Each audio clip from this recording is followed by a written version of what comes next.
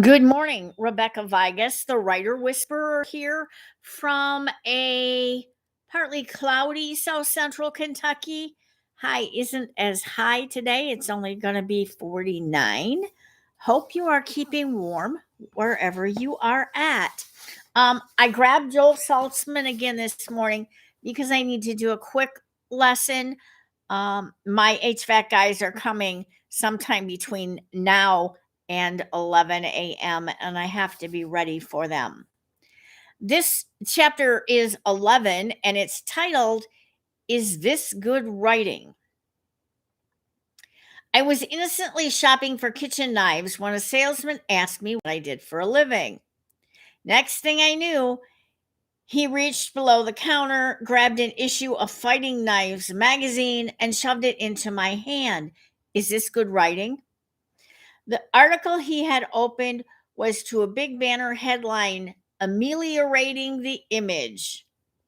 Well, I said, I'm not sure I know what ameliorating means, but I can give it a try if you'd like. By the end of the third or fourth sentence, the jury was in, signing his own death warrant. The author had written, Strangers and friends repeatedly ask in these dreadful times of nuclear proliferation, political crisis, moral erosion, and social dissatisfaction, just what kind of frivolous or malicious deviant would stockpile, collect hazardous weapons of potentially terrible harm. A conscientious neighbor or committed acquaintance will often condemn these trivial acquisitions and censure the trite maneuverings perpetuated for acquiring specimens amidst universal travails as being superfluous. Okay, I hope you're as lost as I am. Now, I don't like to censure the trite maneuverings of a fellow writer, but I want to know, is this what kind of person would stockpile words like this? The answer, and it fits perfectly, is that the writer is a retired captain of the US, a military man who seems determined to camouflage his meaning with every word. Apparently, this is a writer who told himself, because it's writing, I need to make it serious, complicated, impressive sounding, and so on. And he did a damn good job.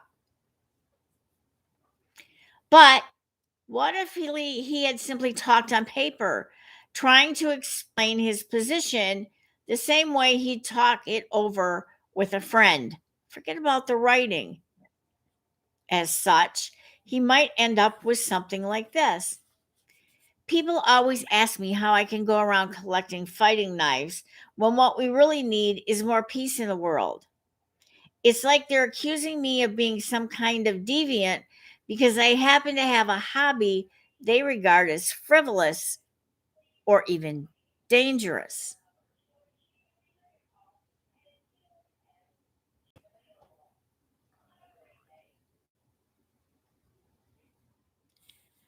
Compare this approach.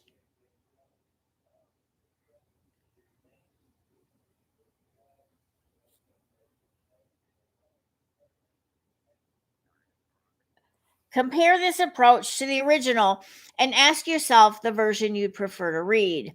The one that sounds like writing or the one that sounds like talking on paper. When a writer makes something more complicated than it needs to be, all it does is force the reader to translate it into language he can understand. And translate is a fair word here because sometimes it really does seem like it's written in a foreign language. Take a look at an inner office memo written by a director of employee relations at a major corporation and see if you can translate it into English. I'm not making this up.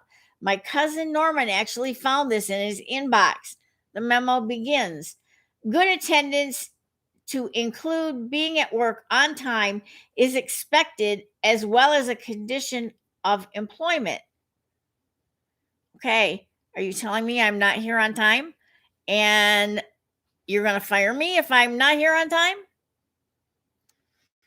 This is the language of lawyers, bureaucrats, and windbags. It may look like English, but it's Greek when you read it. Surprisingly, the memo continues in fairly simple language. Our hours of operation are Monday through Friday, 9 a.m. to 5 p.m. We understand that there will be times when you need to be absent late or leave early. When this happens, it is your responsibility to notify your immediate supervisor and inform them as far in advance as possible. Whoa, that one makes a whole lot of sense.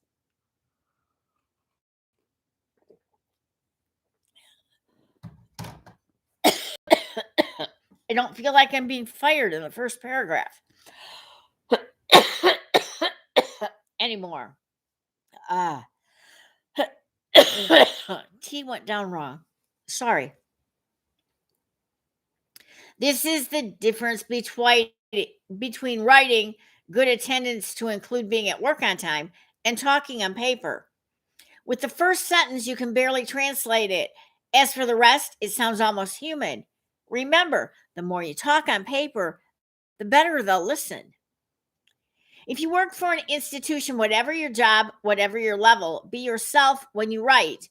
You will stand out as a person among the robots. William Zinsser.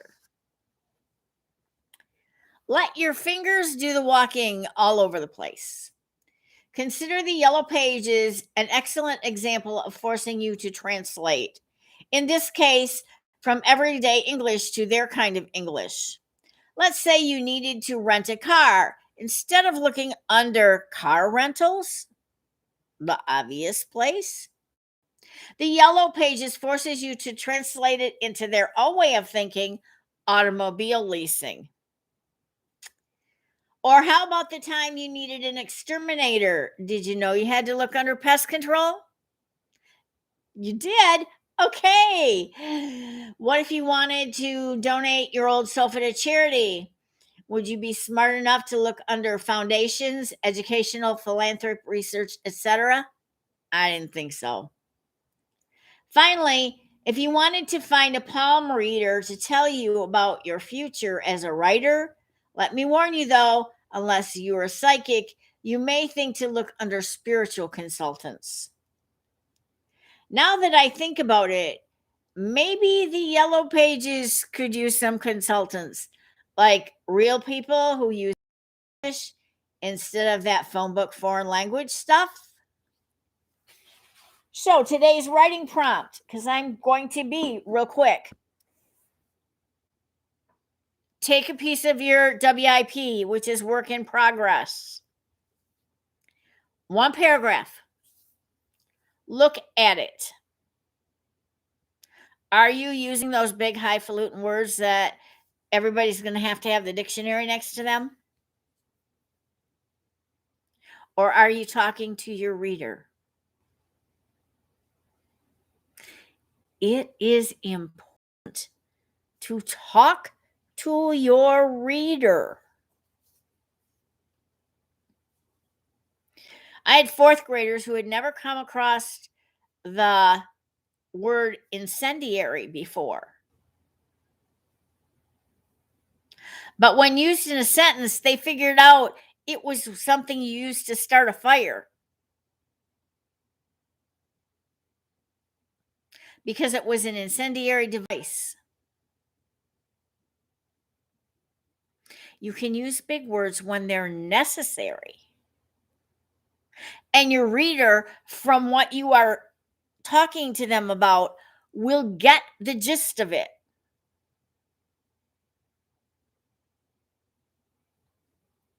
But if you are trying to impress me,